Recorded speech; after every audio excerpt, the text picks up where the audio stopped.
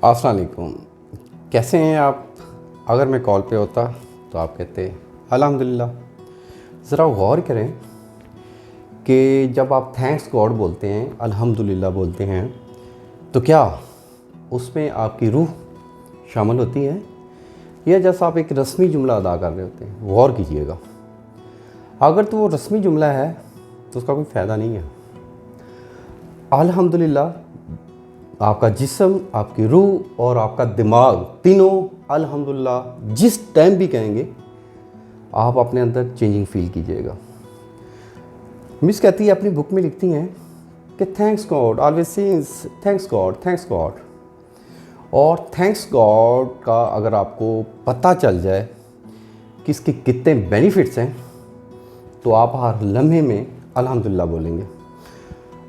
खुदा का शुक्र अदा करें। हमारे कुरान पाक में कई बार ज़िक्र किया गया है अल्हम्दुलिल्लाह का।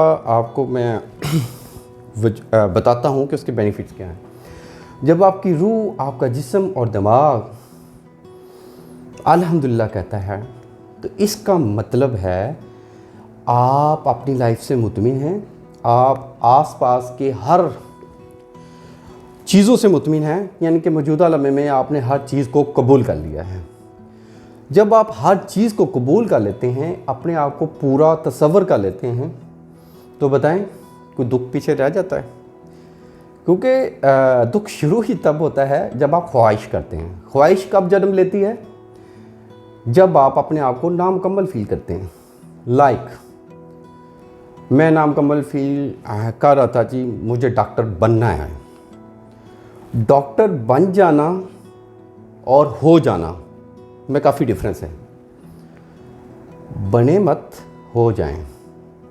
अगर इसकी गहराई में जाएंगे समझ आ जाएगी।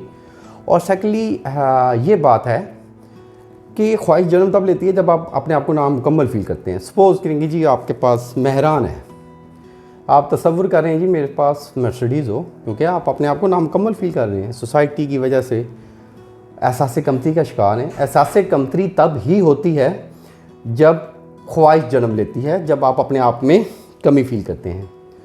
तो थैंक्स गॉड से आपको एंजाइटी, डिप्रेशन और ब्लड प्रेशर, हाइपरटेंशन, ये तमाम बीमारियां थैंक्स गॉड के कहने से ही आपकी हल हो जाती हैं।